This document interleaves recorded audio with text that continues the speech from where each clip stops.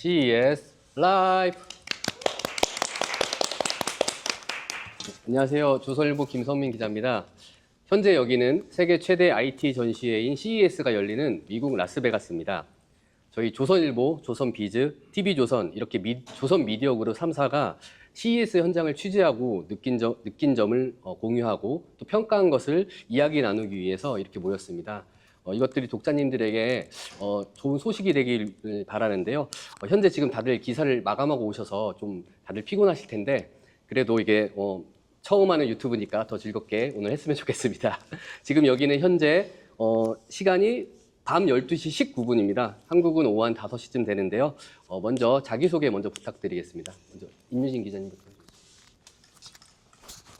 안녕하십니까. 저는 TV조선에서 재계 IT 쪽 취재하는 임유진 기자입니다. 잘 부탁드립니다.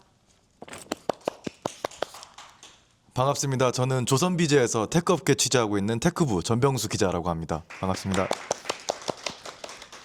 안녕하세요. 저는 조선일보 실리콘밸리 특파원 강다은이라고 합니다.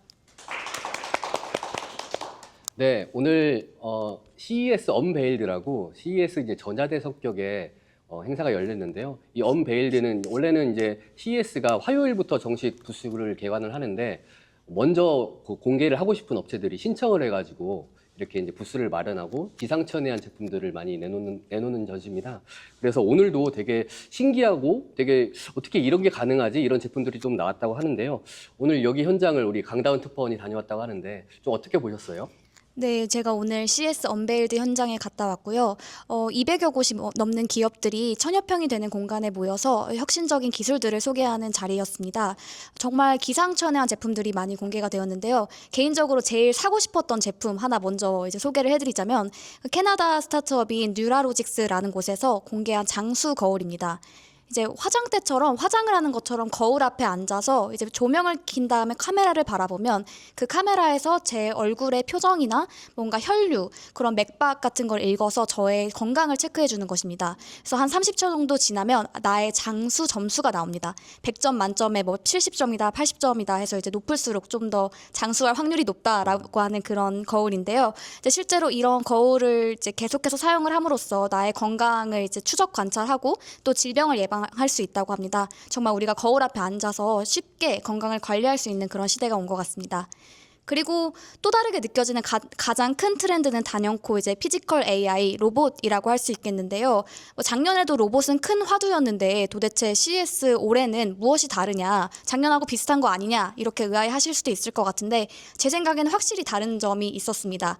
이제 로봇이 더 이상 우리의 삶을 조금 더 윤택하게 만들어주는 도구 혹은 보조 기구가 아니라 우리 삶을 함께하는 동반자이자 친구, 그리고 또 다른 형태의 가족 구성원이 되었다는 느낌을 받았습니다. 이제 그렇게 해서 이제 동반자 로봇이라고 하는 형태의 사람과 상호작용하고 감정을 교류할 수 있는 로봇들이 굉장히 많이 공개가 되었는데요.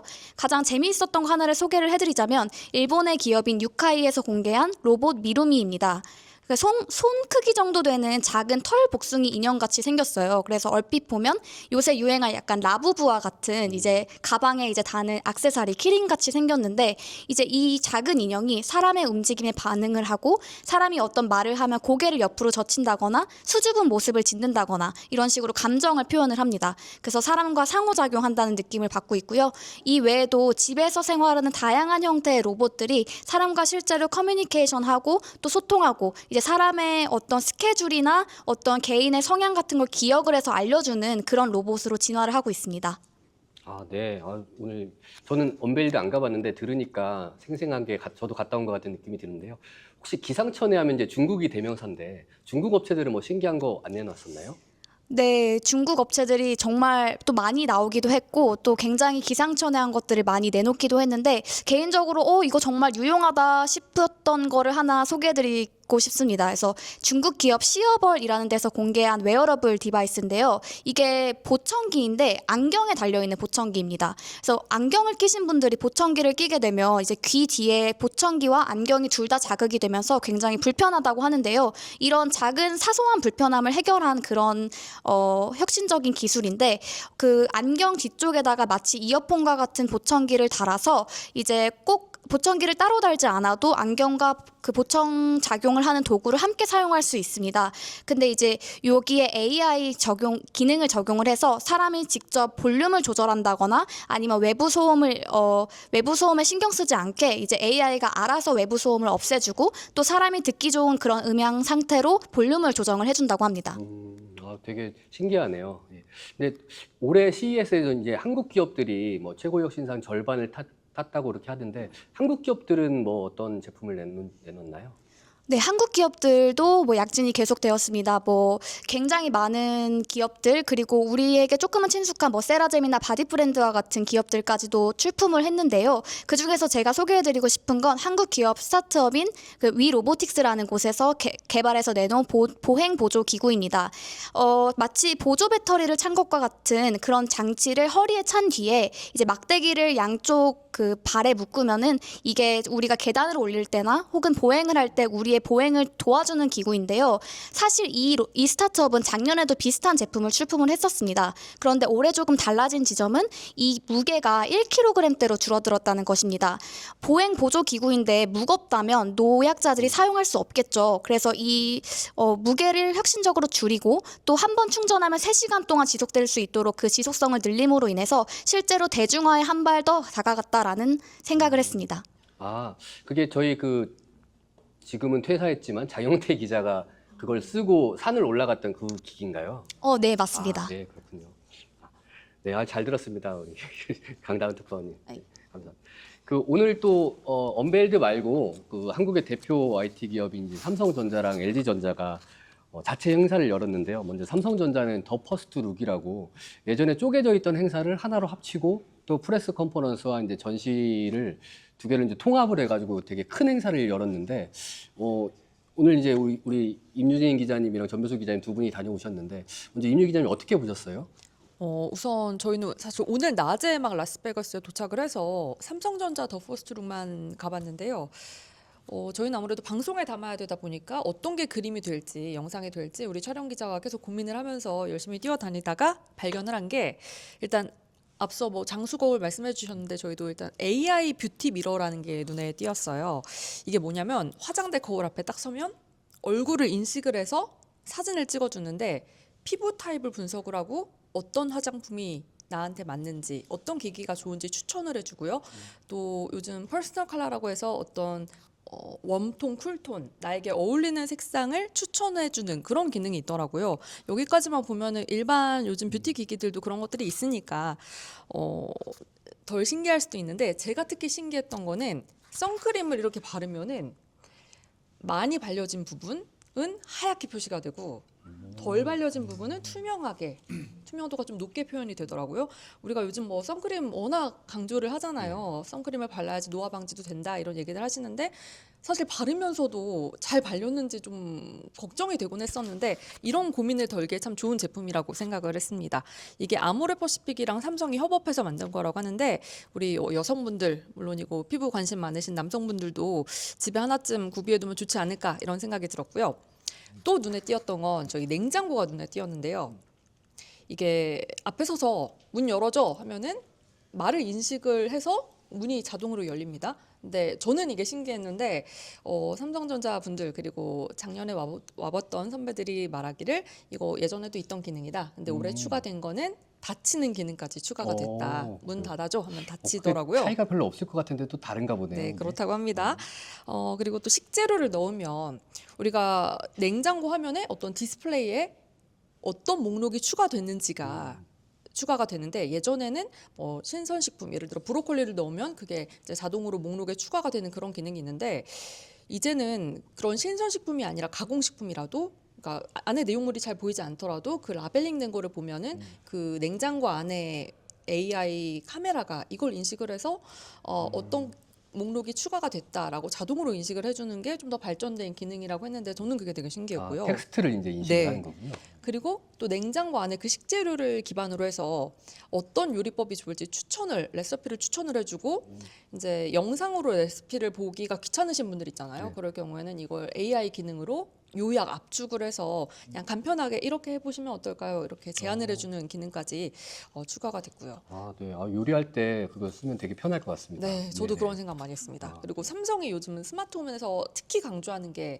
연결성이잖아요. 근데 이 냉장고의 재료들을 바탕으로 해서 이제 최적의 조립값들 이제 추천을 해서 이거를 여기서만 그치지 않고 실제 오븐이나 인덕션 같은 실제 기기로 이 조립값을 자동으로 보낼 수가 있대요.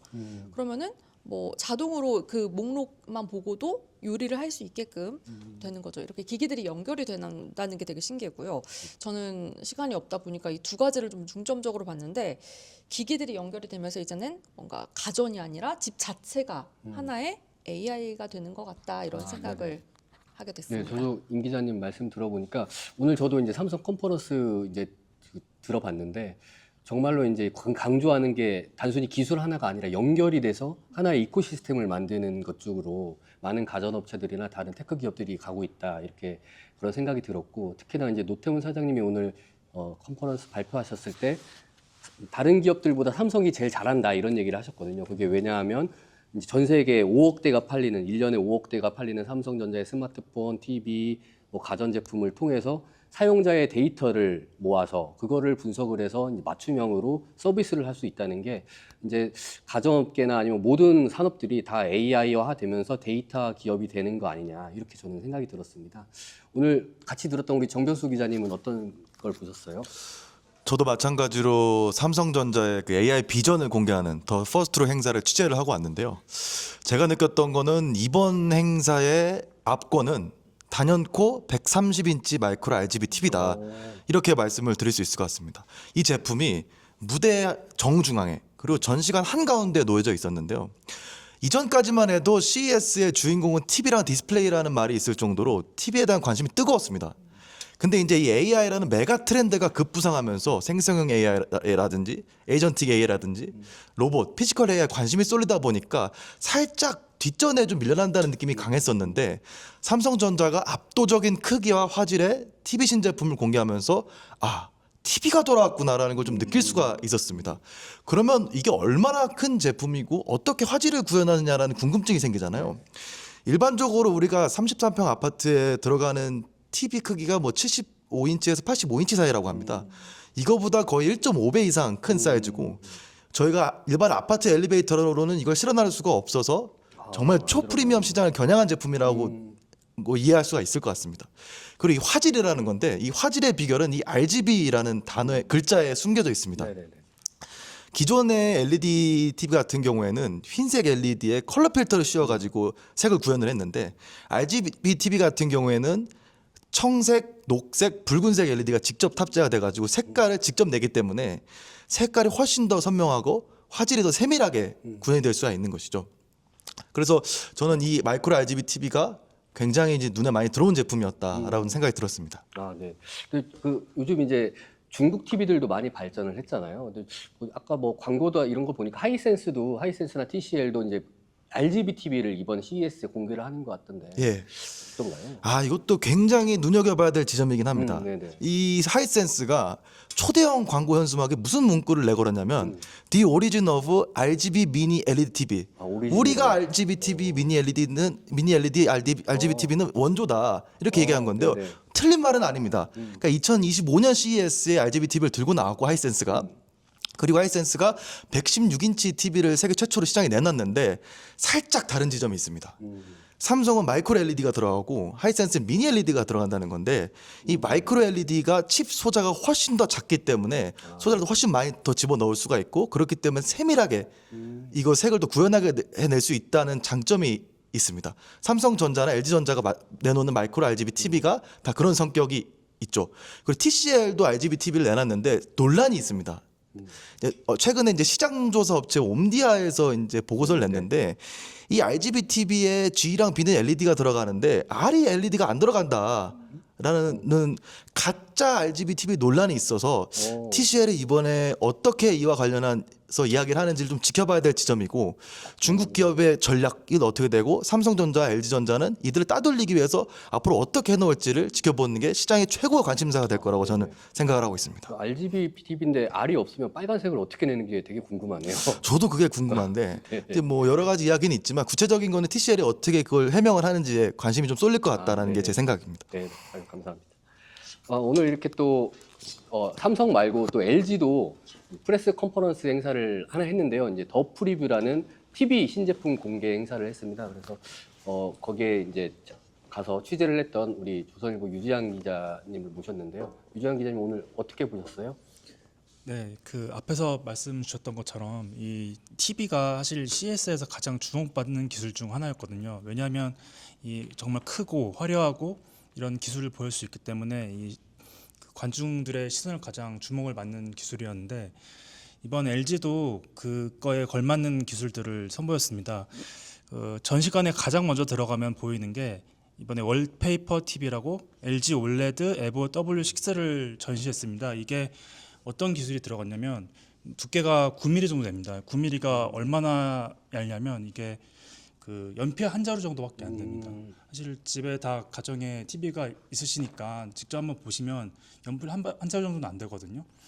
그만큼 이제 엄청 압축적으로 한 건데 여기에 또 이제 과거에도 이제 2017년에 LG전자가 월페이퍼 TV를 내놓은 적이 있습니다. 이 당시에는 스피커가 이제 이 TV 안에 들어있지 않았어요. 근데 이번에는 스피커, 뭐 메인보드 이런 모든 부품들을 다 한 번에 집어 넣으면서도 얇게 만들었다. 이게 LG가 강조하고 있는 부분입니다. 이게는 저는 테크 출입 기자인데 약간 무식한 질문일 수도 있는데 이게 얇게 만들면 부품 내구성이 좀 떨어지지 않을까요? 그렇죠. 근데 그럴 수 있는데 일단 얇게 만들 수 있는 기술의 그 배경에는 이게 올레드 TV이잖아요. 올레드 TV라는 게 OLED 기술인데 그 자발광하는 소자를 사용합니다. 그 올레드 TV랑 이제 많이 거론되는 그 제품들이 LCD TV인데 LCD는 뒤에 백라이트라고 빛을 비춰준 판이 하나 있습니다. 그러다 보니까 두께를 두껍게 만들 수밖에 없는데 올레드는 이제 그런 판이 필요 없다 보니까 얇게 만들 수 있습니다. 그거에 맞춰서 LG가 이제 다른 스피커나 메인보드 같은 부품들도 얇게 또 이제 슬림화하고 강화해서 이제 부품을 집어 넣었습니다. 아, 네, 그렇군요. 오늘 다들 너무 고생하신 것 같습니다. 네. 네. 사실 오늘 CES는 전초전이고요. 사실은 내일부터 본격적인 CES가 시작됩니다. 내일은 이제 각 기업들이 미디어 컨퍼런스를 하면서 현대차도 그렇고 소니 아니면 뭐 TCL, 하이센스, 보쉬 이렇게 기술이라면 내로라 하는 기업들이 나오는데요.